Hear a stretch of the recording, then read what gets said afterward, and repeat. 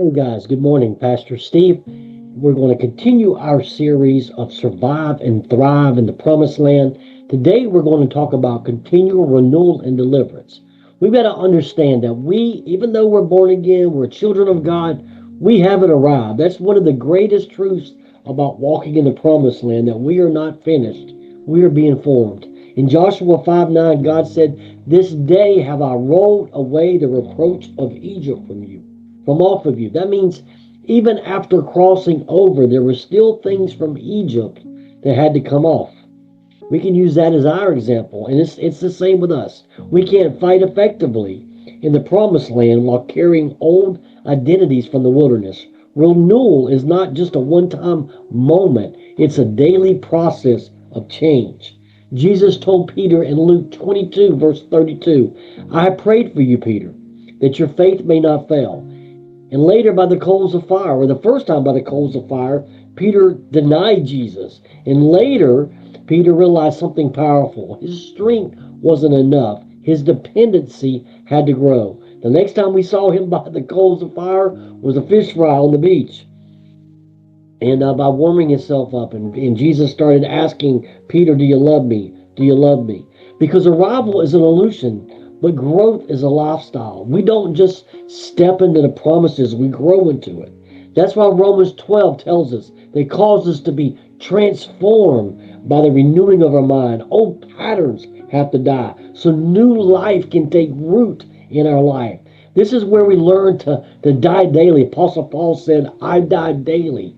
We want to die daily. You know why? So we can live fully. Acts 2 or Second Corinthians, I should say, I think it's about chapter 4, reminds us, though our inward man perishes, our inward man is being renewed by day. That means even when life is pressing us, God is renewing us.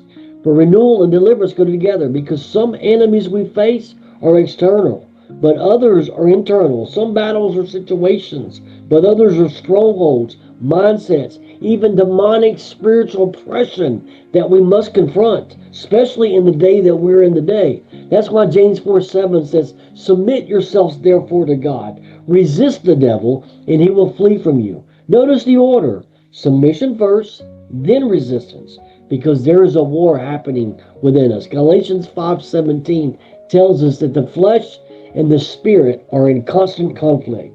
There is ground the Holy Spirit wants to take in our lives, but the flesh resists it. So deliverance isn't just about being set free once. It's about staying free. And if there's any demonic spiritual activity of oppression, they need to be dealt with. And just like in Joshua 5, God is still saying today, "I am rolling away the reproach, old shame, old identity, old bondage." But we have to stay at the altar, because the more we surrender, the more he transforms, the more we submit, the more we walk in freedom. This is how we survive, and this is how we thrive in the promised land. God bless. Pastor Steve. Hit like, subscribe, follow us, and help us get the word out, and not only in with your friends, but around the world. God bless.